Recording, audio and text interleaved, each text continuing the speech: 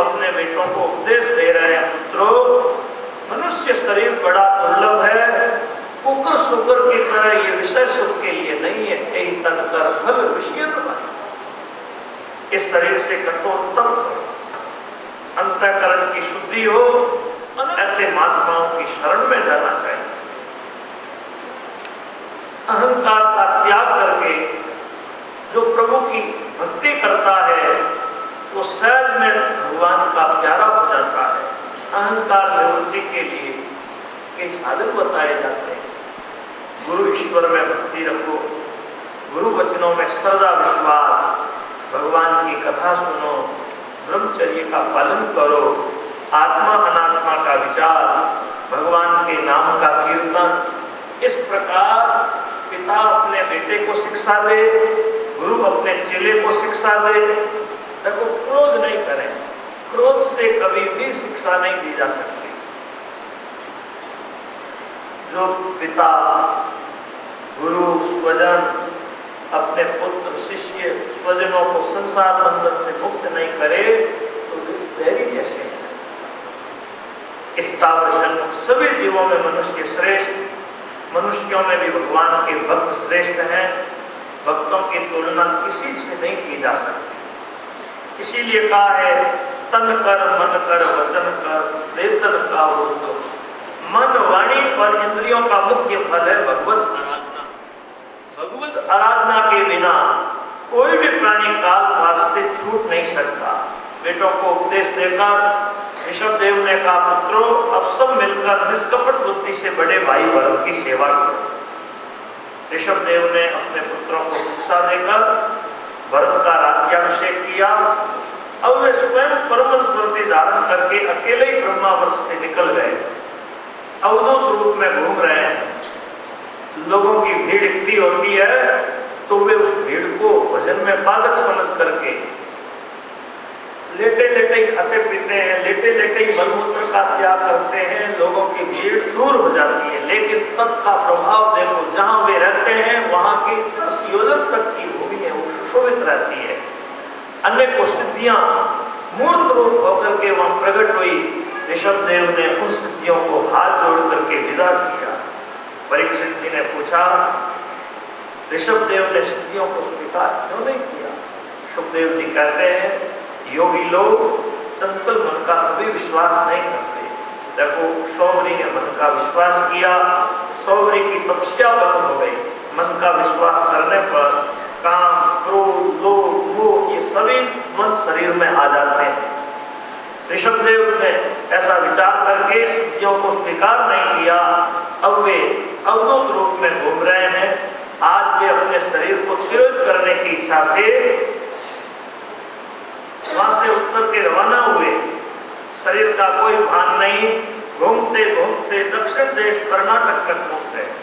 अब तो कुछ भी खाना पीना नहीं, एक बड़ा सा पत्थर उठा करके मुंह में रखा। आगे जंगल में आग लग रही थी, उसी अग्नि में उनका शरीर तिरोहित हुआ। कर्नाटक देश का राजा अरहन इस बात को समझा नहीं और वो पाखंड मत के प्रचार में लग गया। कहते हैं कि पाखंडियों का अनुसरण करने से लोक प्रलोक बिगड़ता है। देखो ये पाखंडी लोग शास्त्रों के वाक्यों की अवहेलना करते हैं, स्मृति के वाक्यों की अवहेलना करते हैं। स्मृति में आया है मिट्टी और जल से शरीर की शुद्धि करें। जो मैले कपड़े पहनता है उससे बातचीत भी नहीं करें। स्नान किए बिना कभी भोजन नहीं करें। जो बिना स्नान किए यदि भोजन करता है तो वो अपना ही पाप भक्षण करता है। बिना स्नान किए, बिना पूजा पाठ किए, बिना भगवान का नाम लिए यदि कोई जल भी पीता है तो वो अपना खून पीता है। स्मृति में देखो ऐसी ऐसी बातें आई है। भगवान ऋषभ देव का अवतार जीवों के कल्याण के लिए हुआ है। ये भारत भूमि कितनी धन्य है। इस धरा पर देखो भगवान के अवतार हुए, इस धरा पर संतों का प्रागट्य हुआ। आप हम सभी भगवान ऋषभ देव के चरणों में बारंबार प्रणाम करते हैं। अब ऋषभ भगवान के पावन चरित्र के साथ आधे घंटे का मध्यम विश्राम, आधे घंटे के मध्यम विश्राम के बाद आगे हम दत्त जी के चरित्र का चिंतन मनन करेंगे और साथ में व्यक्ति कैसे कैसे पराक्रम करता है तब उसको कैसे कैसे नरक भोगने पड़ते हैं। बड़ा सुंदर आज का ये प्रसंग आप हम सभी के लिए है। आप हम सभी इस पावन चरित्र के द्वारा अपने समय और जीवन को धन्य बनाएं।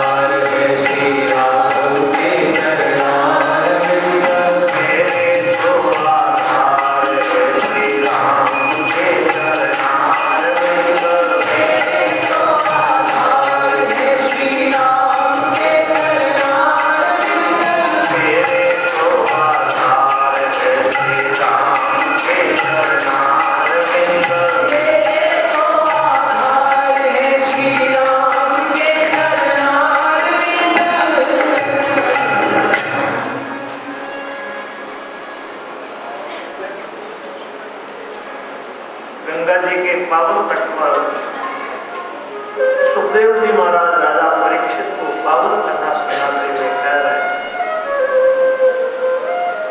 राजा ऋषभदेव के बाद महाराज भरत इस धरा पर शासन करते।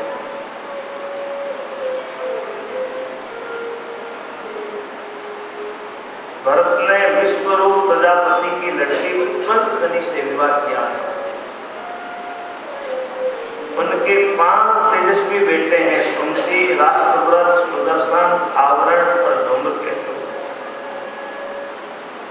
पहले इस खंड का नाम अजनाव खंड था, कारण कि अज और नाभि इन दोनों ने इस धरा पर शासन किया। बाद में भरत के नाम पर इस खंड का नाम भारतवर्ष था। बड़े प्रेम से भरत ने इस धरा का शासन किया। लंबे समय तक शासन करने के बाद अपने राज्य का बंटवारा अपने पुत्रों में करके फिर भरत तप करने के लिए खुले आश्रम, जिसके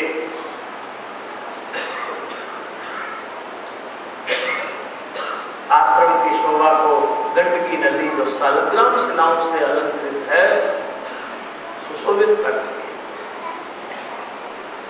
त्रिकाल स्नान, त्रिकाल संध्या तप के प्रभाव से उनका मुखमंडल चमकने लगा। एक दिन सुबह सुबह सूर्योदय के समय स्नान करके नदी के किनारे बैठ करके भरत जी प्रणव का जप कर रहे हैं। एक गर्भिणी हरिणी जल पीने के लिए वहां नदी के किनारे आई।